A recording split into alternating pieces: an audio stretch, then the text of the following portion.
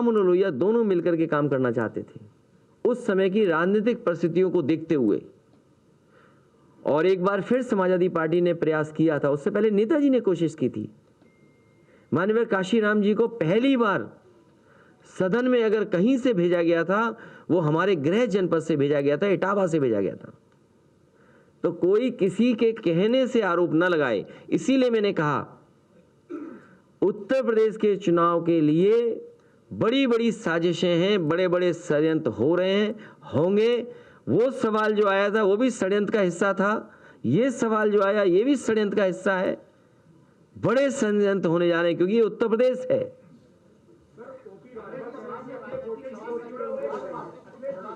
इसलिए षड्यंत्र और साजिश से आप भी बचाइए उत्तर प्रदेश को, क्योंकि भारतीय जनता पार्टी किसानों की आय दोगुनी जो उधर से सवाल किया है, मैं तो अपने पत्रकार साथी से कहूंगा कि अगर बाबा मुख्यमंत्री आपको मिल जाए भारतीय जनता पार्टी के, उनसे पूछिए आपने संकल्प पत्र में लिखा था क्या किसानों की आय दोगुनी हो गई? आखिरकार लिखा क्यों था? और उनका भाषण पुराना उठाइए, उसमें कहा कि 2022 आते ही किसानों की आय दोगुनी हो जाएगी। ये कोई जादू था उनके पास कि तारीख बदलने से, साल बदलने से किसानों की आय दोगुनी हो जाएगी? लेकिन जिस तरह किसान जानवर से परेशान है, जिस तरीके से उसकी मदद होनी चाहिए, सरकार मदद नहीं कर पा रही, खाद नहीं सरकार दे पा रही। बताइए, जो बड़ी बड़ी हवाई बातें करते हैं उनके पास खाद नहीं है देने को।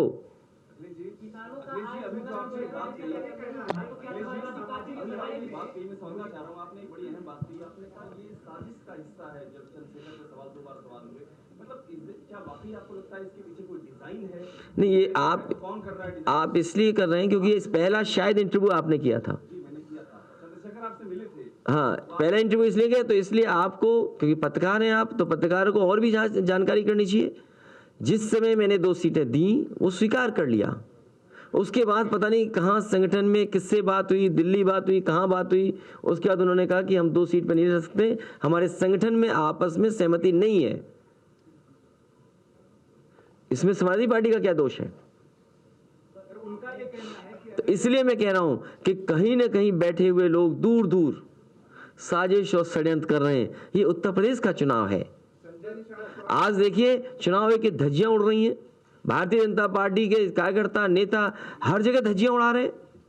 लेकिन आप पार्टी कार्यालय में देखिए, कोई नहीं आ सकता है। समाजवादी पार्टी के कहीं कार्यक्रम में जाएंगे, आपको नोटिस मिलेगा, FIR दर्ज होगी। और मैंने देखा था अपना चुनाव बहुत करीब से, बहुत चुनाव करीब से देखा था। कन्नौज में कई हजार रेड कार्ड इशू हुए थे, कई हजार, और पुलिस वहां लगाई गई थी जहां पर समाजवादी पार्टी का वोट है। नौगांव सादात का जब बाई इलेक्शन हुआ, उस समय कोविड प्रोटोकॉल के बहाने आप पता करिए एम्बुलेंसेस कहां लगी थी, पुलिस किस जगह ज्यादा लगी थी। भारतीय जनता पार्टी ने अपने बूथों को खुला छोड़ा हुआ था। इसलिए चुनाव आयोग को मैं कहूंगा, चुनाव आयोग से निवेदन करूंगा कि इस तरह की घटनाएं हुई थी, चुनाव आयोग ये माने और जानकारी करे कि आखिरकार उस समय कन्नौज में इतने रेड कार्ड क्यों इशू हुए थे। नौगांव सादात का बाई इलेक्शन हुआ था जहां पर पुलिस को खुली छूट थी कि अगर वोट डालने जाएं तो इन्हें वोट डालने मत देना, और अगर डालने जाएं तो इस बात के लिए डराना कि तुम्हें कोविड में एम्बुलेंस में बैठा करके अस्पताल भेज दिया जाएगा।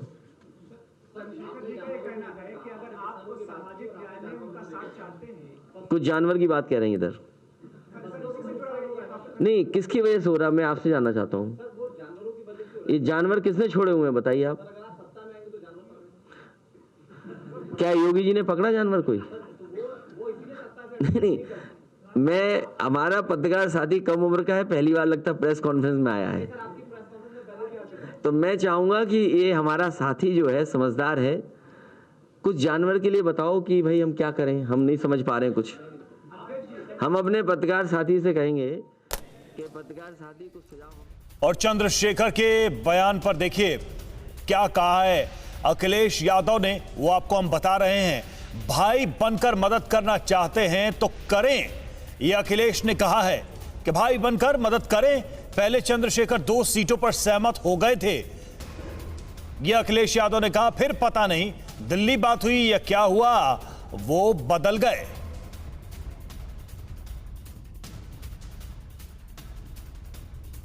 इस समय भारतीय जनता पार्टी को हराने के लिए जो भी त्याग करना चाहे त्याग करना चाहिए। समाजवादी पार्टी कर रही है त्याग।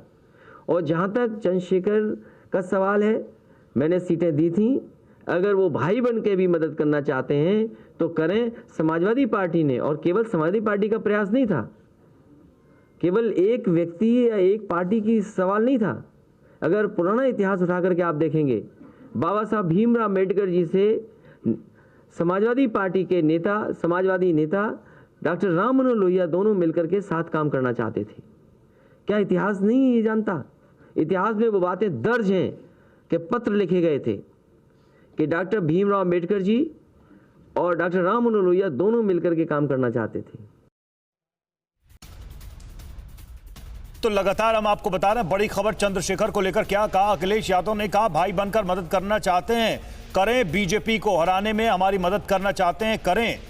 लेकिन पहले सहमति बनी थी 2 सीटों को लेकर, फिर पता नहीं दिल्ली बात हुई, कहां बात हुई, क्या बात हुई, उसके बाद ये मामला बिगड़ गया, वो बदल गए। तो अखिलेश यादव का यह बयान है चंद्रशेखर को लेकर। जिस तरह से टीवी 9 पर चंद्रशेखर लगातार ये बात कर रहे हैं कि छोटे भाई के तौर पर अगर वो बुलाते हैं तो मैं चला जाऊंगा, बीजेपी को हराने में मैं मदद करना चाहता हूं। लेकिन तब अखिलेश यादव ने यह प्रतिक्रिया दी है और यह कहा है कि पहले 2 सीटों पर सहमति थी और फिर बदल गए, यानी कि 2 से ज्यादा सीटों की मांग कर रहे थे चंद्रशेखर, जिस पर बात नहीं बनी है। तो यह बड़ी खबर हम आपको बता रहे हैं, अखिलेश यादव का रिएक्शन चंद्रशेखर के बयान पर। और अब ऐसा लगता है कि अखिलेश यादव ने लकीर बिल्कुल साफ कर दी है कि जो सहमति बनी थी उसी पर बात होगी, उसके अलावा कोई बात नहीं होगी। जो त्याग हमें करना था हम कर चुके हैं, दूसरे भी त्याग करें। समाजवादी पार्टी त्याग कर रही है, दूसरे भी त्याग करें बीजेपी को हटाने के लिए।